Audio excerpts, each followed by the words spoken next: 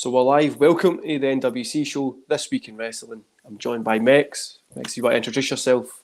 Big your channel up or something? Mekz, WrestleManiac UK, YouTube, TikTok, Instagram, all of these places. Catch me on Restings as well. Great to be back on your channel, Barry. Really fun always having these talks, which often turn into rants about wrestling. So it's overdue for another one. So yeah, let's go. It definitely is, man. TikTok.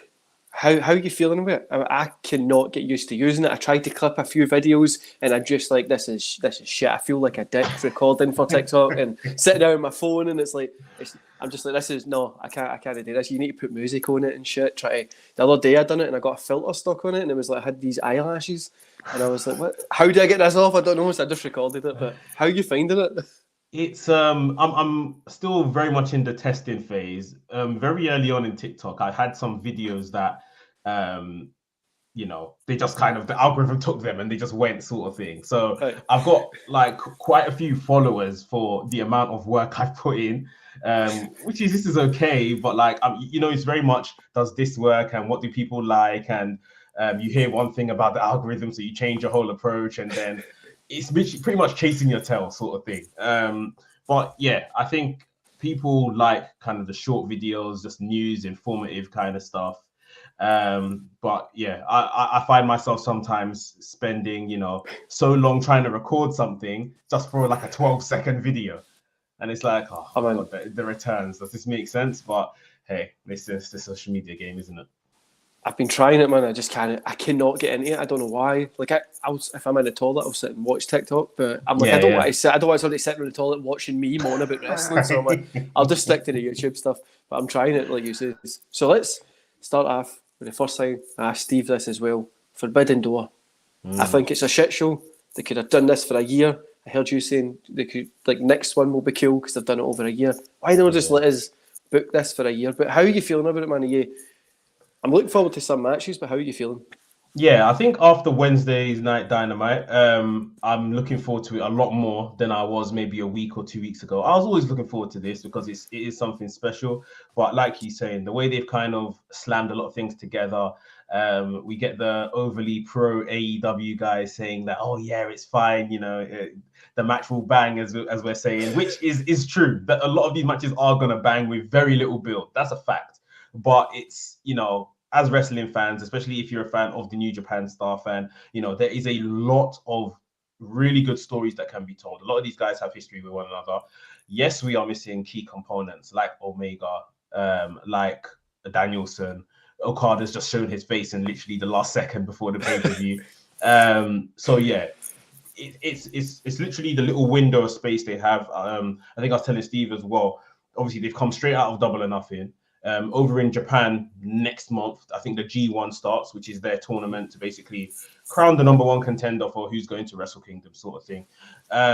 So this is like the only window in both companies' calendars where they can do this. And fair enough, they stuck it in 4 weeks build and we're having it. But like, yeah, now you've got this partnership. Let's see little things throughout the rest of 2022 into 2023. So that when Forbidden Door happens next year, it feels more like, yeah, right, now when we've been waiting for a whole year almost for these stories to culminate, let's get it. Man, I'm not interested in like the Omega, the Punk stuff. I'm happy they're not in it because it shows how good the AEW roster and New Japan roster is. But like, it does seem really like, we moan at WWE for this last minute booking stuff. This is what this feels like. And I would have loved to have seen this bring in people like Impact Wrestling, like AEW, and I said this when Steve was on as well, like AEW and New Japan are like, oh, we don't want to, none of our guys can meet together. So then Impact's like, well, you can have matches here every week. So you got people watching them, bringing the wrestling community together the way it was meant to be at the start. And then they've just got the shafted Impact, AEW shafted them. And then they've went, oh, we're just going to drop this toy to the side and go with New Japan. And I know like GG on wrestling, he's obviously the most pro AEW guy that you can ever speak to, well, one of them, and it's just because everything is like, this is going to be a great pay-per-view, and then this is going to be so shit because it's like, it's not put together right. Like, you got too many 8-man tag matches, you got too many 4-ways, and I get every company wants to save face. Don't work together if you're not going to do it. Like, you're on my channel, I've been on your channel, we're giving and taking. We don't.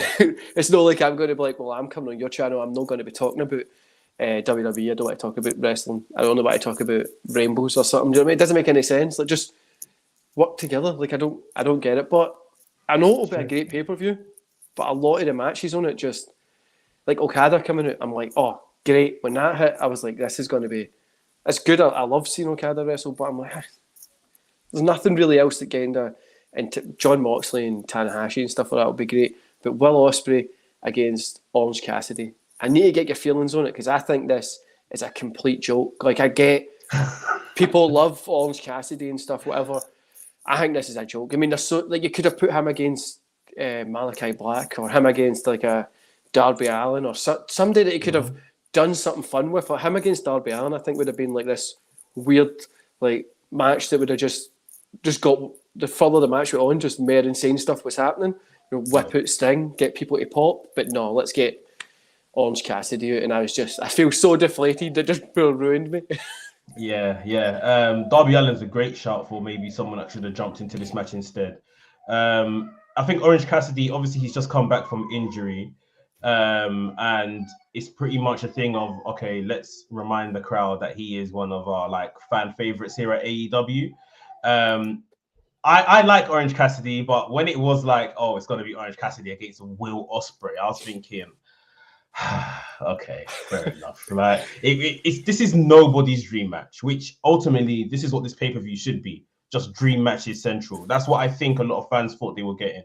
And this is far, far from it. Like you alluded to as well, this is probably one of the issues with interpromotional pay-per-views is that no company wants to look bad and lose.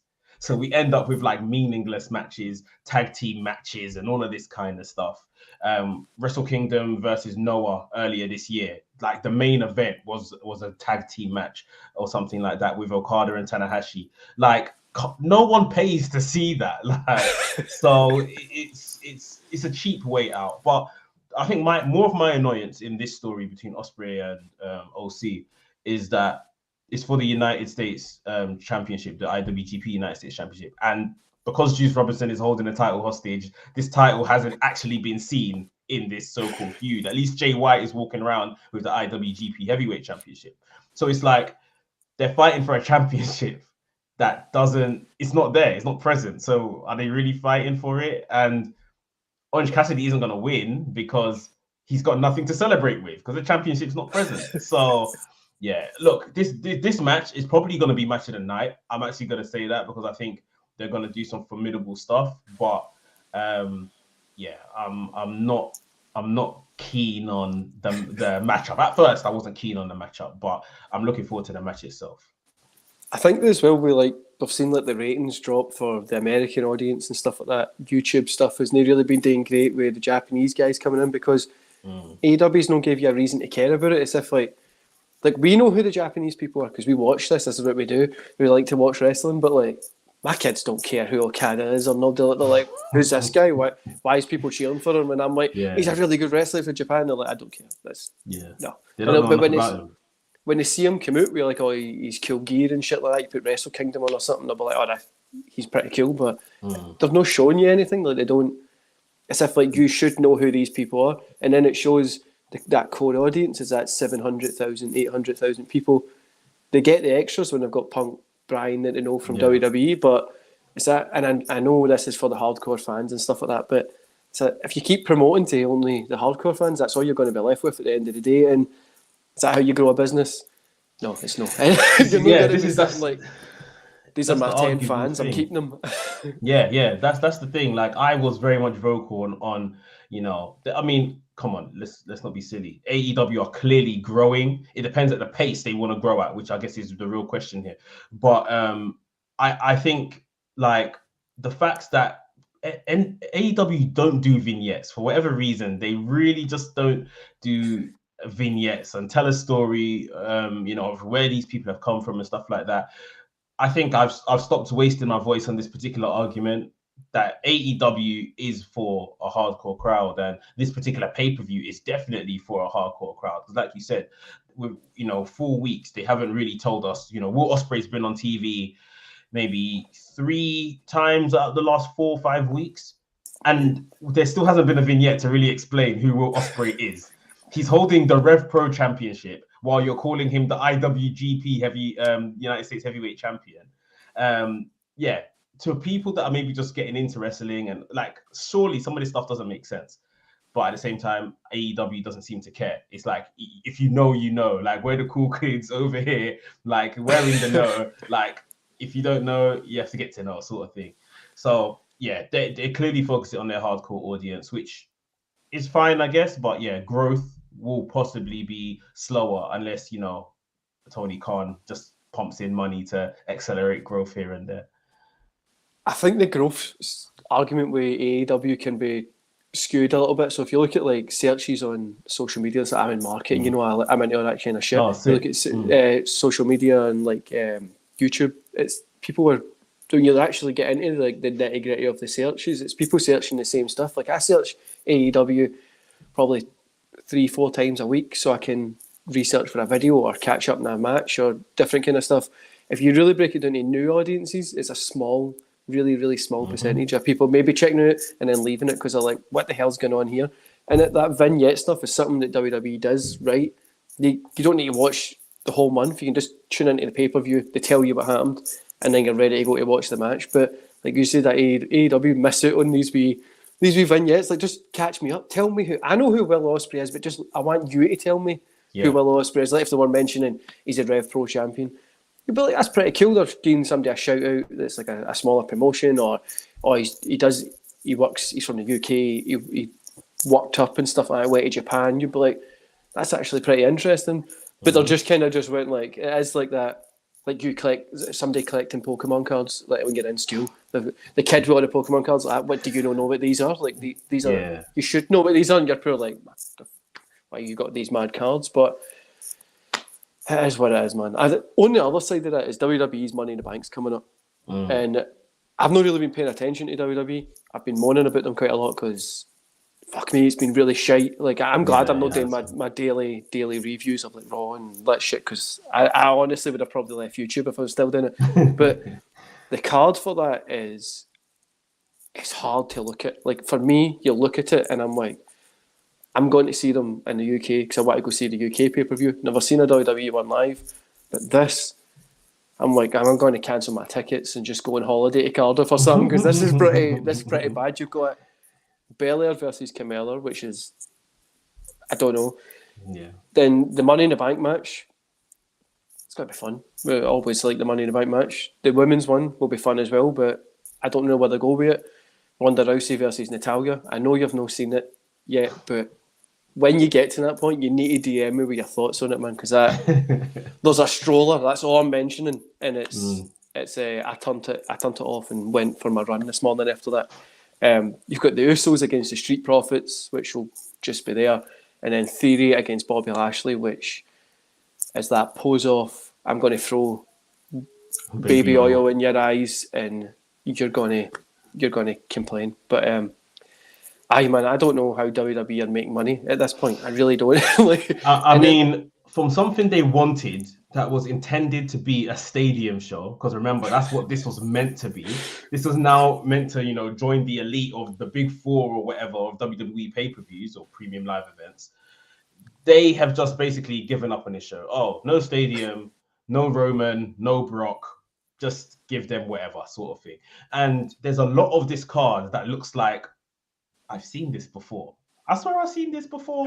Like, have these guys fought at another pay-per-view or on TV last week or something like that? Like, it's very repetitive. Even with the names getting into Money in the Bank. Like, Money in the Bank should be to showcase that who's next up. Like, who are we kind of crowning next?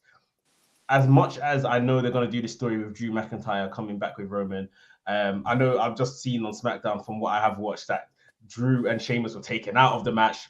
I haven't reached the end, but probably just to get put back in the match. Sheamus should never be in a Money in the Bank match. Like, these are established guys. Seth Rollins, I would argue, probably, shouldn't be in the Money in the Bank match. So it's like, if the match, again, will be very, very good, because when you leave these guys to do what they've actually come here to do, which is wrestle, they often put it out the bag. It's just a case of the booking around it. Like, I don't know how you if this was meant to be a stadium show, is this the card you were going to give us? Like the Natalia versus Ronda stuff. I think, yeah, I'll see whatever segment they dished up on SmackDown. But Ronda, it's just an easy win for Ronda. Same with Carmella versus Bianca Belair. It's an easy win for Bianca before she gets into her real Summer Slam, stuff that she's going to be doing, whoever she's going to be going against. But yeah, it's and that's next weekend. The pay-per-view doesn't look great so far. And we've got Big Bubba in the comments saying that baby oil sounds kind of kinky. Given WWE at the minute, it could be used that way. But Roman and Brock coming back, which is such a slap in the face for this pay-per-view, is they're booking that for SummerSlam, right? And then it's like, but there's Money in the Bank in between. Is there another one? Like, and it's just where like Roman's like, I'm not working shitty pay-per-views. Like, you're giving me like good money to only work this. And that guy has booked WWE into a corner, which is... He's the biggest name in that company, probably the biggest name in wrestling at the minute. Yeah. Like worldwide, known wise. And it's just so funny when it's like, I am not going to work Money in the Bank. I've got better things to do.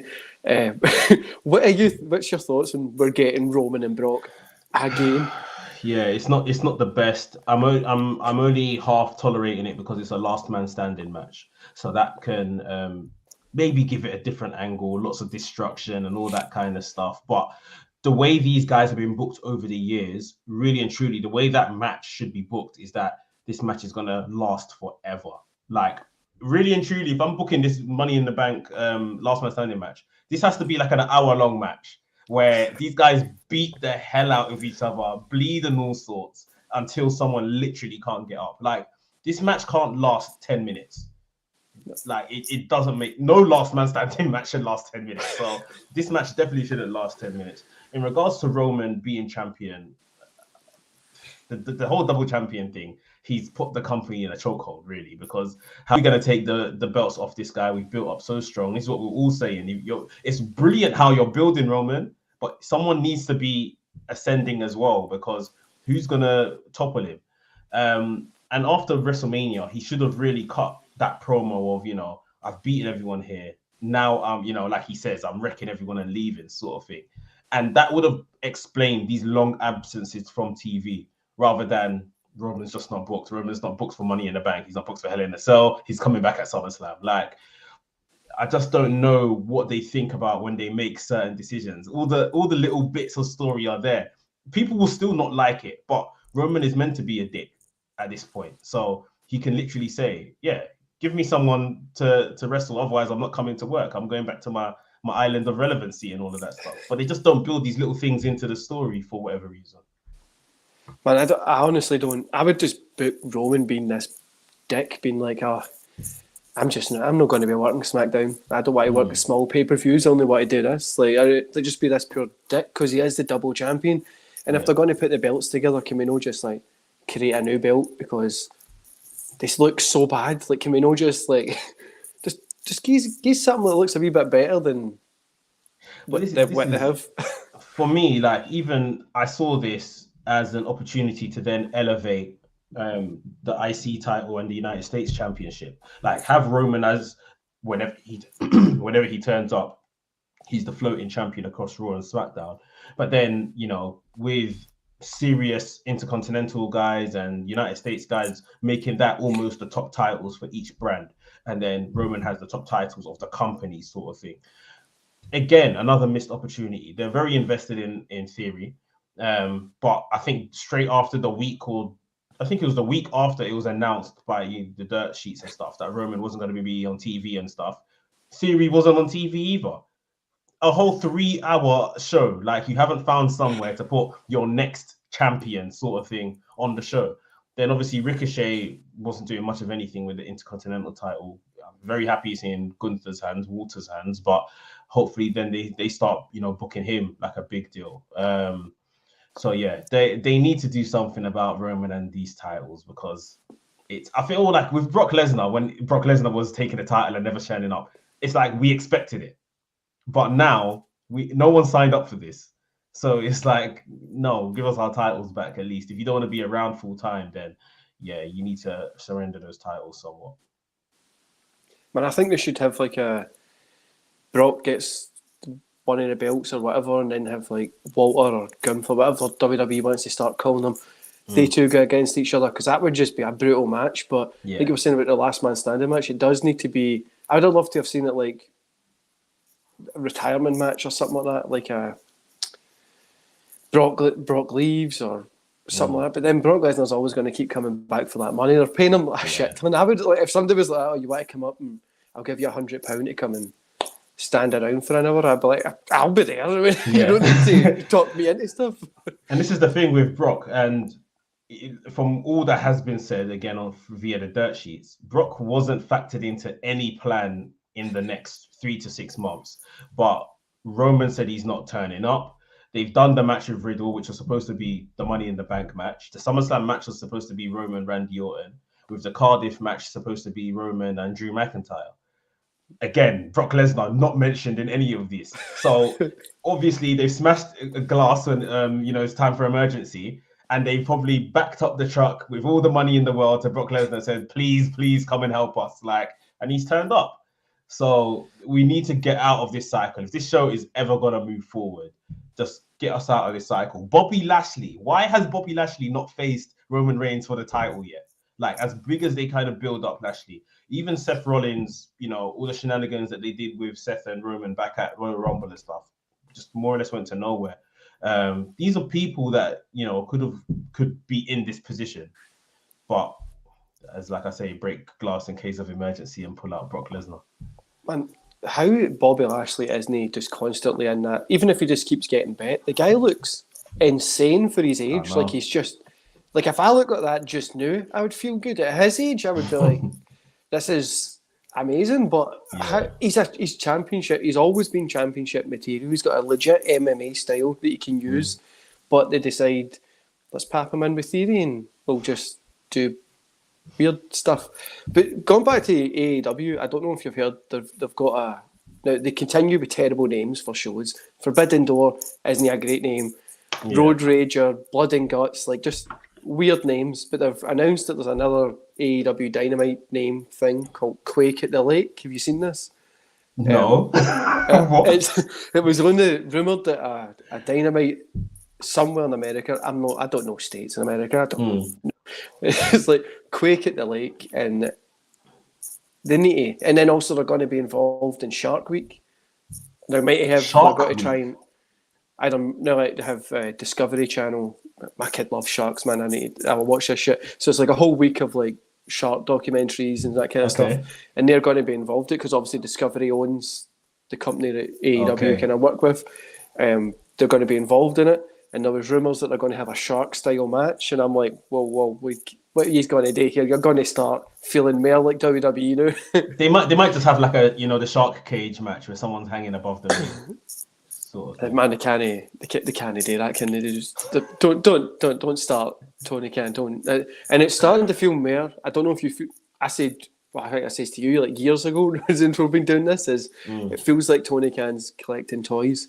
And the more as we get into this, the more it feels like, as if Forbidden Door feels like he's taking his toys to play with another friend's toys in Japan, and they're putting some matches together. And then it's like when you're at your friend's house when you're a kid and you're playing, you're like, oh no, my guy's going to win, and they're like, my guy's going to win. You're like, we'll just call it a draw and we'll put them in a tag team so somebody else can do. And it's probably like, this is kind of what it feels like. And it's just Quake at the Lake is like, who came up with that? Like, there is people that you can pay for to come up with names. Like, this sounds silly. Like, it just sounds silly. And it's something that with AEW is that obviously they're still new, they're still growing, and that there's a shit ton of money getting put into it by Tony Khan's dad. But like, you've got like the video game that was meant to be coming out this year. Now they're talking next year because it looks like a piece of shit, and they're like really like just kind of trying to like keep pushing stuff away, and it's like, what are you doing? Just focus on wrestling. I think AEW might be doing it in the Mall of America again, isn't they? They might be putting a wrestling show inside there. I was literally just gonna say, like, through the names that you're saying and all of this other stuff, and people have said this is, it's strong WCW vibes. Very, very strong WCW. And I love WCW. They've got the New Japan partnership happening as well. WCW had that, so we're on track for RoboCop coming out soon. Oh my gosh, yeah.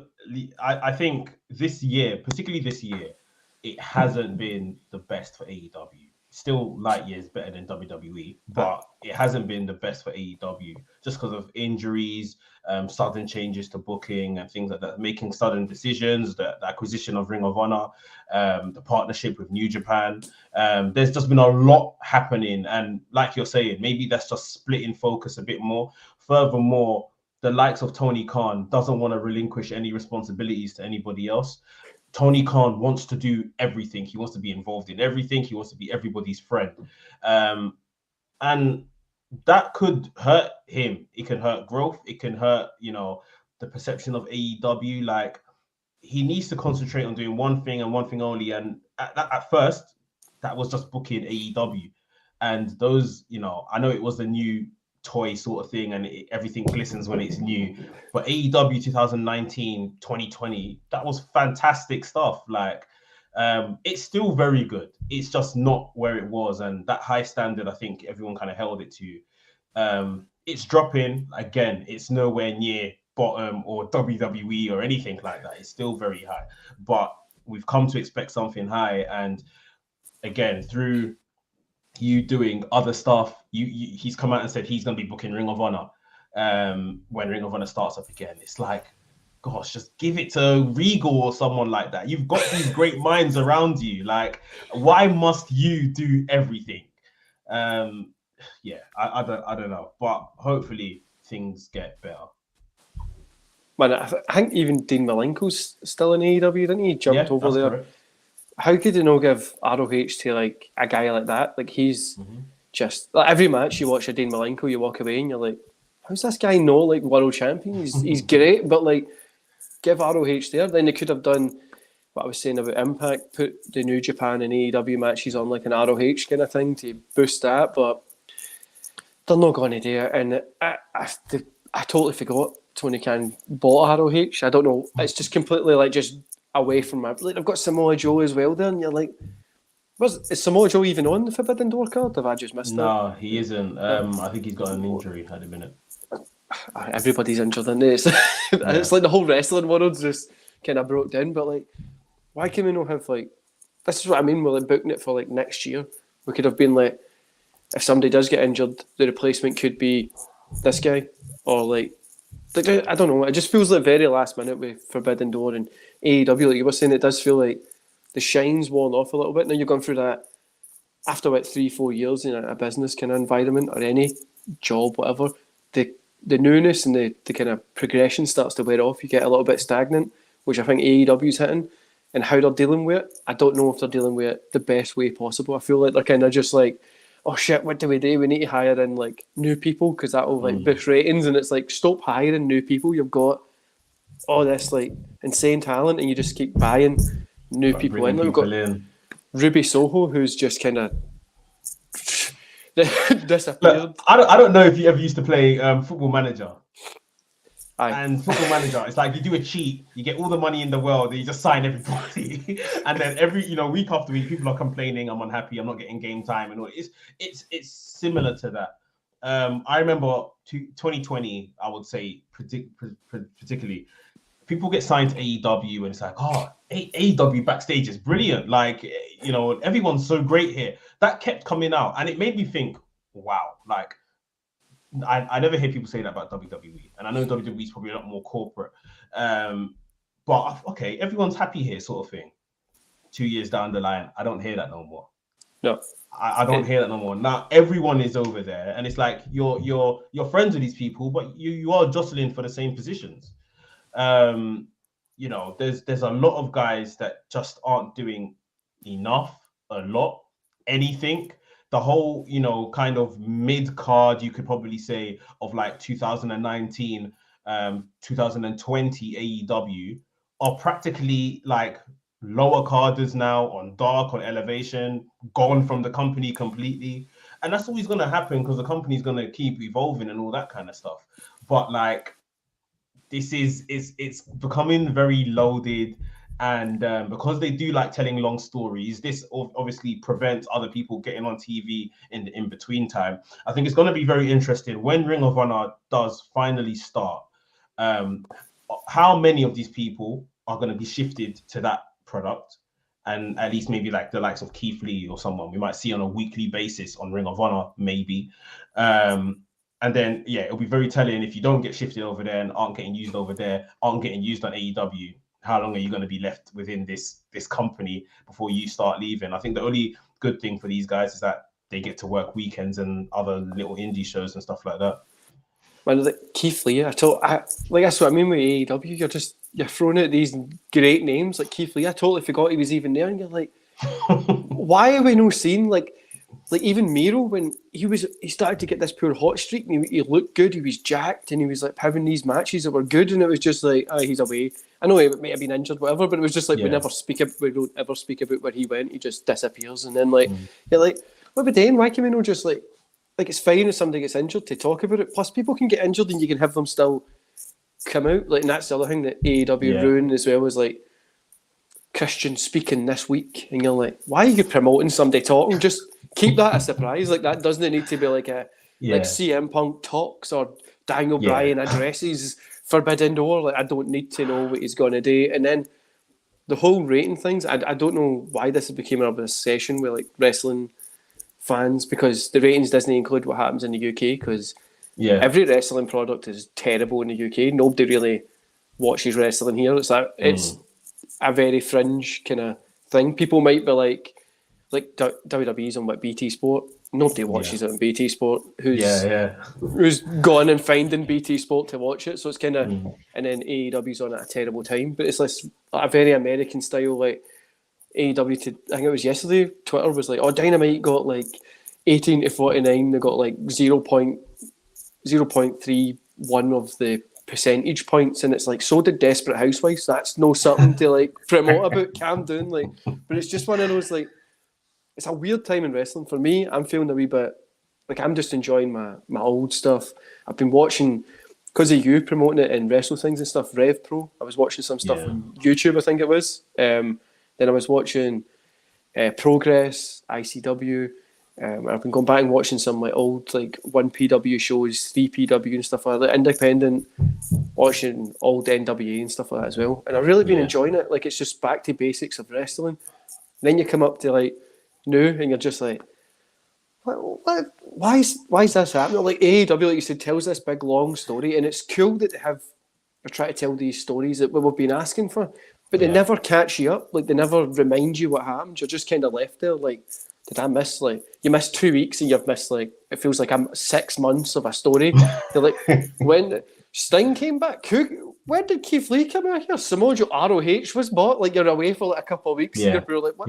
And so much changes and so much happens, and again, there's just no vignette to tell you, all of this stuff. Like, it's mad.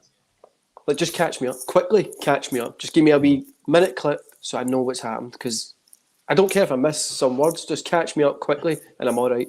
especially with the Ring of Honor related talents, former talents, it blows my mind, because even like we take this past week, Silas Young versus Hangman. God bless Excalibur, because he's doing this. He is the talking vignette, basically, telling everyone and filling people in. But what would it have taken for you to just show a 30-second clip of Silas Young and and Hangman going back and forth in their Ring of Honor days, and this is why they're fighting each other tonight to settle a score now that Hangman's kind of like a new man? For God's sake, you guys own the Ring of Honor library right now. So this isn't you paying another company or asking for permission. You actually have all of these tapes, like, especially, like I say, Ring of Honor related stuff that they can show on AEW programming right now. They brought out Satnam Singh, and they've been telling us for weeks that Jay Lethal and Samoa Joe, they trained each other and this, that, and the other. You could show us, show that new fan, the level of history there is in this feud. But I don't know. You don't want to turn on the channel to just kind of show us a bit of Ring of Honor or something. I don't know. I know, like you said, they own the tapes. Like, it's like having like all these DVDs and being like, I'm not going to tell you what happened in this series of this TV series before then, but you're going to jump in like season 6, episode 2, and just put it together yourself, which and you're gonna like weird. it. Yeah. And you must like it, because if you don't, Twitter is going to shout at you, and you need to like it. That's it. But keeping on the AEW kind of making mess ups, what are you feeling about is it the North Atlantic or the Cross Atlantic? All Atlantic. All Atlantic. That's what it is. Half the countries on the belt aren't even at the Atlantic, don't touch the Atlantic. But what do you, like Japan, China, like they're no touching the Atlantic Ocean. I don't really get why it's there. But what do you think about this? I think this is a complete balls up of where they were going with it. Like they could have, they've got too many belts now, I feel. But I think with this one, you could have used it as, like they've got the Owen Hart tournament belt things that they whipped out way as well, which that's cool, but don't need a belt for a tournament. But they could have done something like, just something like, I'd love to see, there was a wrestling promotion, I think it might have been ROH, I'm not sure, that had a submission title.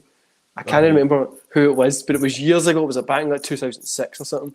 I'd have loved to have seen something like that come back. Like you have to submit somebody to get this match. You want to bring this like real feel back into wrestling. That would have been cool, but they've just went, let's whack Japan and China onto this belt because we're international now. What do you think about it? Firstly, on your point of there being too much belts on AEW, I personally love belts. I always advocate for more belts on the show. There is too much belts. Okay, let's put it this way. AEW itself as a company, I don't feel has a lot of belts. I feel like right now they've got enough belts as AEW. The issue is because they're trying to keep Ring of Honor in our minds as well. We've got all the Ring of Honor titles on AEW right now as well. We've got an FTW championship, which means nothing, but you're carrying a belt on TV, so it's got to mean something, right? Yep. Then, like you said, you've got the Owen Hart belts as well, which again means nothing because they're not going to get defended in that fashion, but you're carrying another belt on TV. Then you mention all of these other belts and stuff from Japan and all these other places, Rev Pro. So on TV, on AEW TV, there is far too many belts. But obviously AEW is a company. I think they've got enough. Now, with this all Atlantic thing, even just how you've broken it down as to the Atlantic, like what's touching the Atlantic or not, is a brilliant way to do this in terms of kind of giving us some criteria as to who can go after this title. My biggest issue was when they announced this championship, they said, oh yeah, this is going to be defending all around the world by all these countries, something about the Atlantic. Then they quickly said afterwards, however, people from the US can go after this title. So that means anyone could go after this title then. So you haven't really bounded it to, a certain criteria. Then you said it's going to be defended all around the world and all that kind of chat, which makes it a world title then. So again, how is this any different to the TNT Championship or to the world title itself? This is an amazing looking title, but at the end of the day, I think, like you're saying, it needed some type of parameters. I could have had this as like a light heavyweight championship, like a cruiserweight championship. I could have had this as, like you said, maybe some type of gimmick, like a submission based title, or this title is only defended in fatal 4-way matches with people from different continents. Just something to make this feel different from what you already have. Otherwise, you've literally spat out another title, which, like I said, I don't know how this is any different from the TNT title or a world title at this point. Man, I totally agree with you. I think like it would have been cool if we'd done like maybe like a title that was defended. I don't know how you would work it, but say it was like it was defended only in Europe for this year, defended only in Asia for this year, defended only in the Americas for this year. Then you got like Africa and stuff like that. It'd be cool like to do it like the continent, like defended in continents, like one year or the other. The European guy who's left weight has to go to the tournament that's going to be in the next. But make it like a kickboxing style, like they're like a kickboxer, Jean-Claude Van Damme style. They have to do like a night or the same night tournament way through it. The guy's bloody and tell a story, make it fun. But but I don't think it's AEW having too many belts, like you said. I think it is just the fact that they're mentioning all these belts, like everybody's belt from like everyone's belt everywhere. It's like the middle of France independent show that I've got a belt there. They're over here, and you're like, what? What the hell? But it's like so even weird, on Dynamite, obviously, United Empire, Great O'Khan, Jeff Jeff Cobb have just won the IWGP Heavyweight Tag Titles. That was now on AEW as well, in the same segment where FTR are carrying the Ring of Honor Tag Titles and the AAA Tag Titles. Like, you guys are just over suffocating us with titles. Like I said, I actually love belts, but it's actually insufferable. It's so many titles, like it's too much. See, when you go back and watch like old WCW, that period when they were working with New Japan, and New Japan used to, there was like no the second time when it was like with Nitro and stuff. It was like just before that when it was like the just the WCW kind of pay-per-views that they've got, I think they used to whack out every then the WCW had the big gold title that we remember, and then the WCW World title as well, which was like, in my brain, even when I go back and watch it, I'm like, that's the world title. What is this wee one here? But then they had the IWGP title. They had all the different titles. But then the next time they done it, they took the Japanese titles away, and it was only just the Americans, because it makes it feel more important. It makes it like they're going to go for it. But it just feels like everybody's get a bit like, join WWE, AEW, get a belt. Just, you want a belt? Have a belt. We'll make one for you. I literally keep messing that it's going to come to a point where everyone's going to be walking around with a title in AEW, because that's where it's going. They're just inviting everyone onto the show with the titles. Hopefully, again, when Ring of Honor starts, however they're going to do that show, all those belts obviously just get migrated over to that show, and they're not such a prominent feature, because right now it seems like it's probably, if you're smart, it's probably very easy to become a champion in AEW because there's just so many belts around. Like, man, I just think ROH as well, I think, is a silly purchase at this point in your business. It's a fantastic buy for the library of everybody who was in ROH. When you've got like the CM Punk Raven matches, what are some of my favourite ones, but you're kind of like, when it comes back, is how is Tony Khan going to book Dynamite? Whatever he does with Rampage, that's not really booking a show. That's just putting a couple of matches together and hoping for the best. Then he's got these YouTube shows, which are all completely just putting a couple of matches together and hoping for the best. Then you've got ROH, which for us who remember ROH is like this. Like, it used to be like known as this is where wrestlers are. Here is where you go watch it and you're like, this is fantastic. Whoever's in here is going to be the star, like, tomorrow, whatever it is.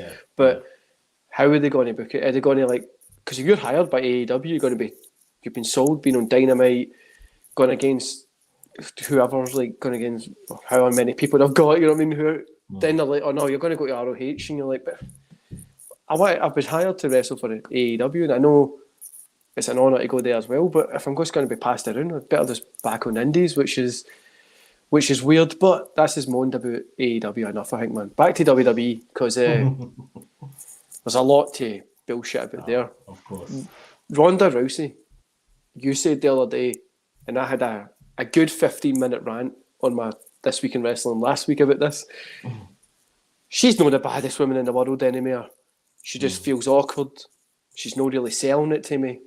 Every time she comes out and she's on the mic, I don't really know what she's saying. It sounds like she's trying to run through the settings, like just mumbling.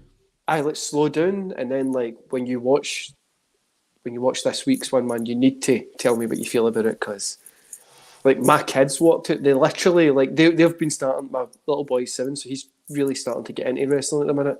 Nice. And we've been watching the old WCW.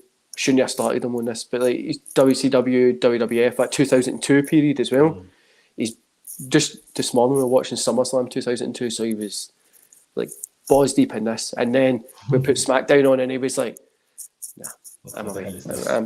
I'm away." Like he's Nana and Papa were coming anyway, so he's just about to get ready. He's like, "I'm not watching this," because he was like, "Why are they doing this?" And I know you'll have the same look in your face, but what's Ronda Rousey? What? I don't know how to say it. What the hell's happening? Like, how can you have somebody that's legitimately could beat the shit out of both me and you at the same time? Like, be so like, why are you doing this? Like, you don't like. I don't believe that she could be a UFC star. She couldn't be the way she used to be, but that baddest woman in the world, that period that we had, and then she came to WWE, and we were like, this is fantastic. We've got a legit person here. And then now she's just the eye makeup stuff that she does, and I don't know, man. But I'm trying. I don't know what I'm trying to say here, but this is just a terrible look for her. Yeah, with Ronda Rousey, yeah, this very much feels like her first run was very good. I love the way her run started at WrestleMania in that tag match with Kurt Angle against Triple H and Steph. That is actually one of my favorite WrestleMania matches ever. And yeah, after that, I don't know. She's obviously got into the business, and it seems like it hasn't quite tick the boxes for her that she thought it was going to tick, or things haven't worked out for her. It's like, okay, now I'm in this, I can see it's not all maybe what it's cracked up to be. And this second run has been abysmal. Like it is so bad. Like she looks very much like she's being forced to be on TV. Right. Like they're not paying her all this money, and it's like you have to come and work voluntarily, and she's not putting in any effort. Ronda Rousey's a good promo. I've seen her UFC stuff. She can talk. But she's obviously very scripted in the WWE, that's obvious. But like, there's just no, even if you're scripted, there's enthusiasm for what you're saying and all of that stuff. And she literally seems like she's being dragged to just speak every week or whatever. She can't get the name. I don't know if you noticed this. She never says SmackDown Women's Champion. She always says like, and that's obviously a scripted thing they always have to say. She always says like, world champion for women or SmackDown champion or something like that. Like she just never gets it right. And it's just very lackluster. Again, her versus Natalia. No one really wants to see this. Use this opportunity while Charlotte's gone to start building some of the younger stars and some of the other women on the roster. Xia Li, you brought up with a lot of fanfare. She ain't done a whole load of nothing. Shotzi Blackheart, you brought up with a whole load of fanfare. Again, not much. Like there's other people that should be being brought up, and Raquel not Gonzalez anymore, Rodriguez. She looks really good. But everything they're doing with Ronda right now, like I can't wait for her to lose the title. And then I don't know where they're going to put her after that, because maybe they switch her over to Raw and give her some new feuds and stuff like that. They're probably still planning maybe a Becky versus Ronda at WrestleMania next year. I can imagine that being like in Hollywood, something they want to do. So as soon as the draft happens, move Ronda over and they start plotting that might reinvigorate her, because the Charlotte stuff wasn't bad. But since then, oh my God, it's been dire. Man, the whole run for me, the Charlotte stuff as well, was just awkward to watch. Like that bit when they were on the car and like Charlotte's still like tap screaming, and you're like, what is going on here? This is just so awkward. You know what? Yes, like I said, the whole run has been poor. But I think maybe Charlotte just maybe has a bit more to prove. She's in the segments with Ronda Rousey, and Charlotte, maybe we could say Charlotte even carried it somewhat. So maybe, it was obviously better than what we're getting right now. The worst thing is with that is like Charlotte is so good. She's so good that like it's like she goes round in a circle. Everybody starts to think she's overused or she's not that good. But she's so good at it that there's nobody really touching her. And like you said, they could be bringing, like you said, Shotzi Blackheart. I call her that as well, but it's just Shotzi now, isn't it? You could Blackheart's the cooler name. Blackheart's the cooler name in it. Why no use that one? But anyway, you could have had all these people built up, and then Charlotte comes back, and we just have 5 good feuds ready to go. But it's WWE. They need to focus on the one thing. The writing department there is like 100 writers deep or something, and they're just like, no, we can only do like this. One storyline, and it's like, who is writing this? Because it's so bad. Like it's like that when you're a kid, or like when you're trying to write a script or something, but when you're in drama and in school or something, you're reading it and you're probably like a robot reading it. That's what everybody feels, and that's what Ronda Rousey feels like. But like you said, you can, if you've ever worked in a call centre, you need to put some motivation into your call script, and she's just like, I'm the champion. Like you're getting paid millions to be there.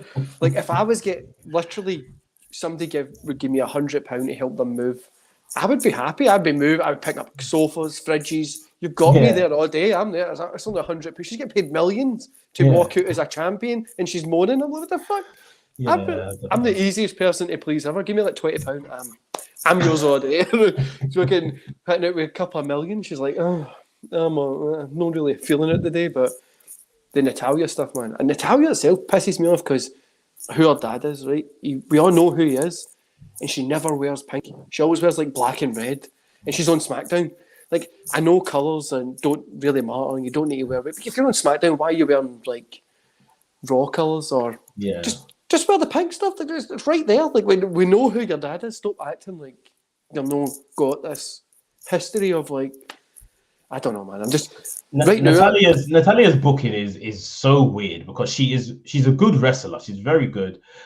Clearly, you know, one of these respected figures backstage as well. Obviously, one of the older guard in terms of people that have been in WWE for a longer time.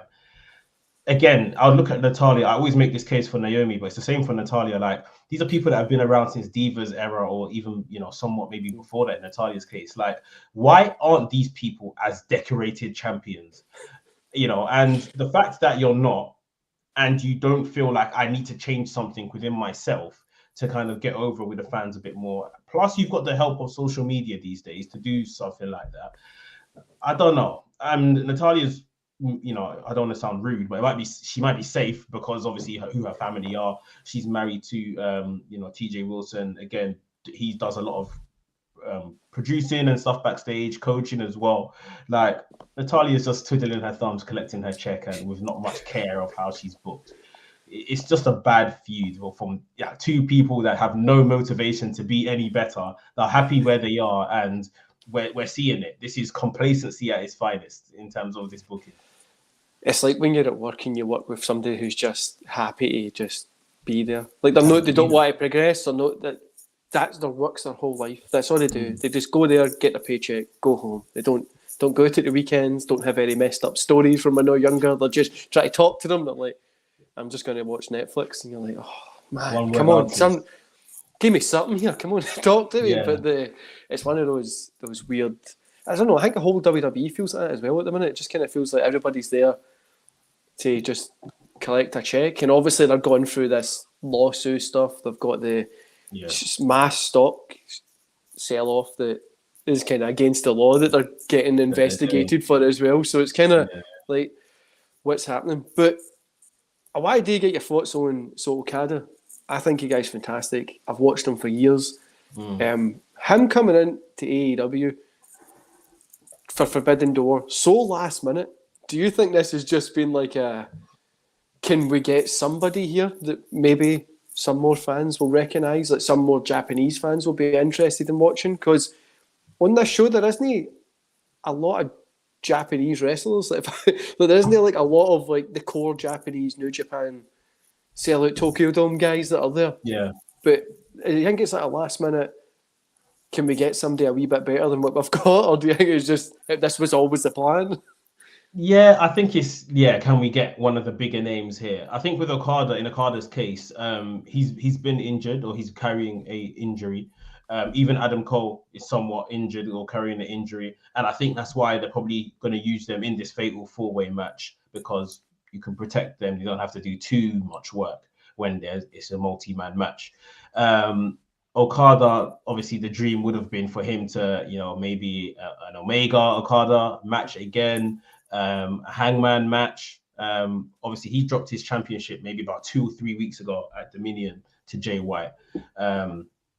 So that could have affected who he was going to take on as well. And like we said, in general, this has all just been slapped together. So there probably wasn't really a long-term plan for who he would have taken on that fits in line with New Japan's booking of what they're doing on their show. But he's a big name, you know, several, I think maybe 8 world titles he's won, long reigns. So people were fairly familiar with Okada when he turned up. I was saying the other day, the one that got me annoyed was Darby Allin announcing that he's tagging with Hiromu Takahashi and Shingo.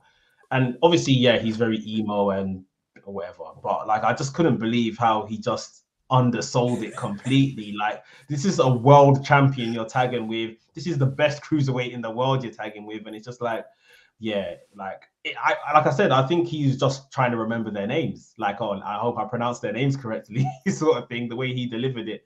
But yeah, there's a lot of guys. Obviously, they just threw onto the card last minute on Dynamite. listen, we'll take this pay-per-view for what it's going to be. It'll be a good show. And then, but like I was saying, as of next year, they've really got to up the ante. And I honestly think it's New Japan just being New Japan. They're the established promotion. They have been here for years. They know what to do. They have a lot on Japan. Like, pro wrestling's completely been declining in Japan for the past 10 years, like everywhere else in the world. Like, it's no... Wrestle Kingdom is probably the biggest Japanese show, especially in Japan as well. They go watch that, and then that's it. They'll come and see it next year, same as like WrestleMania for us. It's declining everywhere. And I would have liked to have seen Jay White against Okada on Forbidden Door. Like, show what these guys can do. Like, the whole point of this is to get maybe more eyes on New Japan from like a Western perspective, or get more eyes from Japan onto like AEW and the American Western side of wrestling. But like, they're not doing it for some reason. And it just, like you said, it is just kind of really like, well, know what we're going to do. We're just going to kind of throw it back. But another thing that with this one is what I've been bringing up more and about quite a lot recently is everybody on Twitter and Facebook and people that, when I've been at the gym, that I know that loosely watch wrestling, because this has come, like, they're like AEW fans, so loosely watch that. They know this is coming up, so they're kind of like really trying to get into like wrestling. They're like, oh, I watch New Japan every single week, and I'm like, what are you talking about? Like, no, you don't. Like, it's like the indies have become like this wee kind of cool, like, the indies became this kind of wee cool like place that they want to kind of hoard to themselves. Like, they don't want new guys to watch, and they want to make sure that everybody knows that they're watching all these random independents. And I always use the analogy, you're not watching an independent show in the middle of France and acting like it's a 5-star match. Like, it's this WWE Network here in the UK, and I think the rest of the world has ICW, or they have it on Peacock as well, ICW, the Glaswegian show, and then you've got Progress. Nobody's watching that shit. I mean, I barely watch NXT and NXT UK. Nobody really watches them either. Like, I'll sit and watch them, but general people won't watch it, and that's easy to access. So I always like stop acting like you're watching like this. Like, oh my god, I watched this like Polish independent wrestling show. I know you didn't. No, you didn't. Like, this is the thing. I definitely hear what you're saying. There is a lot of what's the word? Like gated community behavior, like not letting people in, sort of thing. Like, listen, let people enjoy what they want to watch. If they only know Aleister Black from his time in NXT and WWE, didn't know him as Tommy End before. Like, why do you shoot people down? Like, instead of doing all of that, educate. Like, oh, this is where you can find him. If you want to see some of his earlier stuff, this is where you can find him and stuff. Why are we mocking people and like, oh, I've been watching him since this day, and I've been watching him over there, and like, please, this is meant to be for everyone. At the end of the day, I think people forget, obviously, apart from the indies, but I'll still say what I'm saying. This is just TV. Like, you're never gonna say like, oh, I was watching Friends from season 1, episode 1. Like, you see what I mean? Like, you just watch TV. Like, this is all that this is meant to be. So even if you want to watch something in another promotion, don't force yourself to watch the entire show if you don't feel it. Go there, and people forget they can turn on TV and watch certain matches out of the promotion as well. Like, they force themselves to watch the whole thing, even though they're not enjoying it, just to be in like a cool selected crowd and all of that kind of stuff. Like, to be completely honest, I watch wrestling more time when I'm doing my work. I always tell people there was one time I was on annual leave and I had nothing to do. I'm not at work at the minute.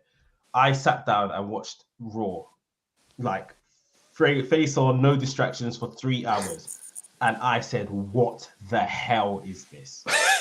Like, I'm almost watching it through rose-tinted glasses because I'm doing other stuff. I'm working or I'm doing other bits and bobs around the house, and Raw's on and I can catch it and turn away, sort of thing.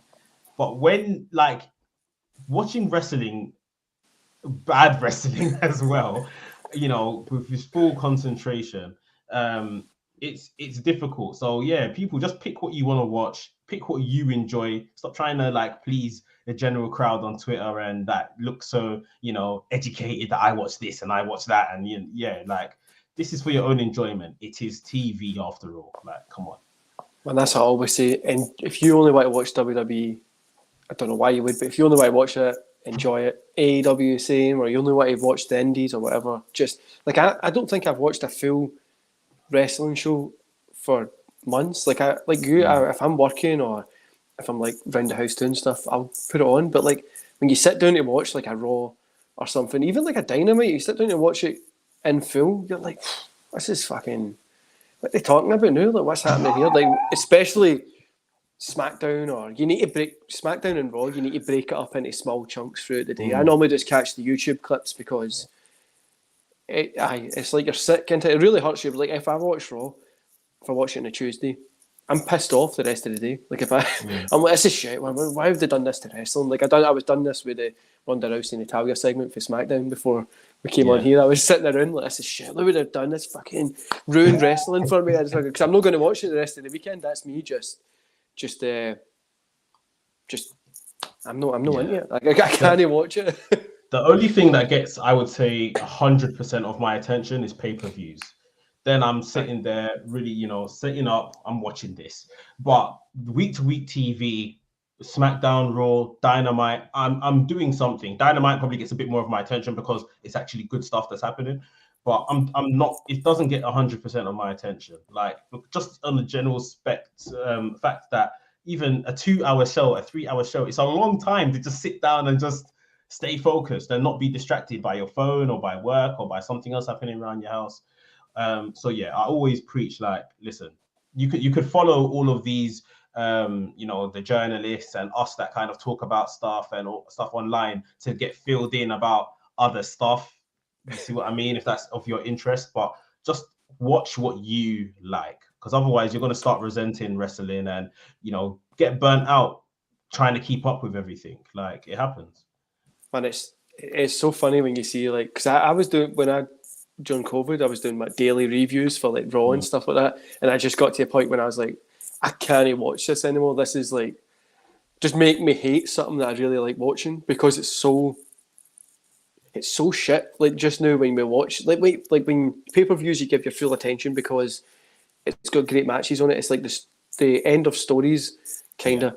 But like, it's just really, wrestling's just stale. It feels like when we go back and watch like 92, 93 wrestling era like that, Doink the Clown stuff when WWE, and then like WCW was just having good matches, but nobody was really watching it. It feels like the same kind of period in wrestling.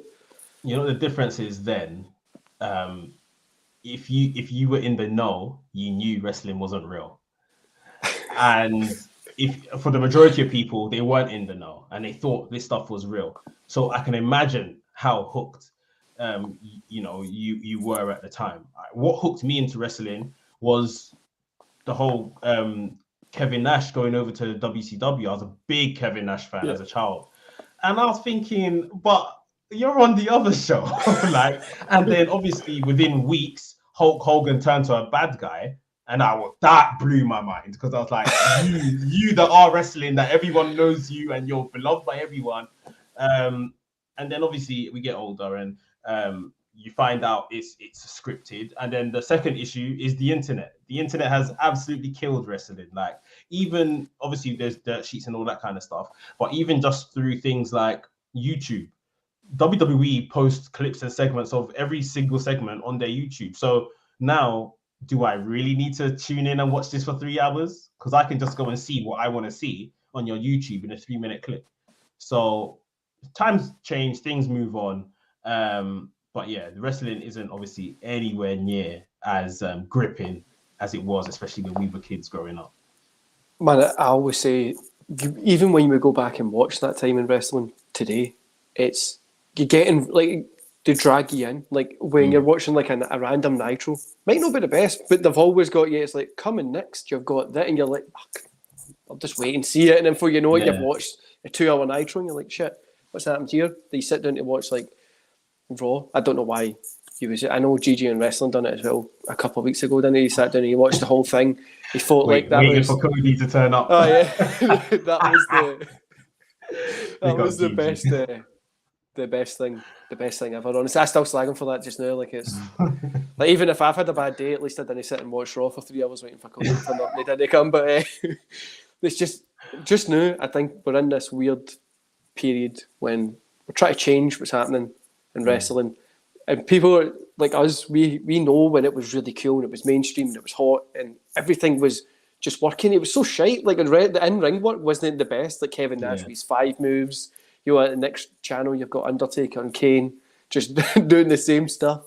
But it was so good. Then now you've got great in-ring work, but we've lost like all this. The characters weird and stuff. We've lost all this like what to watch it kind of stuff. But man, we're at the end of the podcast. We've had a good rant on a Saturday morning. If you want to plug your channel, your links will be in the comments below. But you put out great content, great little. I love your way. Your thumbnails, you always look shocked, and I click on it, and you're just having a good wee rant about something. I enjoy it. But plug your channel, man. Yeah, man. Thanks again for having me. WrestleManiac UK on YouTube. I tend to do a lot more just chill videos, giving my thoughts on some of the big things that have happened. Gonna get back to doing a lot of live streams, so you're gonna be able to catch yourself, Barry. You mentioned Steve, or our little internet family that we've kind of created. Gonna get them on my channel a bit more in the next couple of weeks, and then you can catch me on Wrestlings as well, Wrestlings podcast, and all the shows that we do over on Wrestlings as well. Wrestlings House, got to see tier rankings and stuff over there as well now. So yeah, a lot of stuff coming on the way. Man, there's a ton of the IWC, the internet wrestling community, YouTube kind of community in the UK. You've got Wrestle Things, yourself, GG and Wrestling, Steve. But there was a little bit more the past couple of years, but they kind of fell off. But we've got this wee kind of group of people that are really sticking together and trying to get through this. Yeah, man, it's good. It's good because this is, it's a difficult thing, especially with, sometimes how bad it is. If we're not coming here to talk about it with each other, you probably blow up inside thinking, what am I watching and why am I doing this? But yeah, it's always fun. This is why I started, because I couldn't find, a wrestling fan anywhere near me, sort of thing. But now I found my tribe, sort of thing. So I love it. I mean, it's definitely agree. But definitely go subscribe to Mekz, go subscribe to Wrestle Things. They're doing fantastic stuff out there. And man, keep up the good work. I'll end the stream here, and that's about it. Appreciate it, bro. Thank you.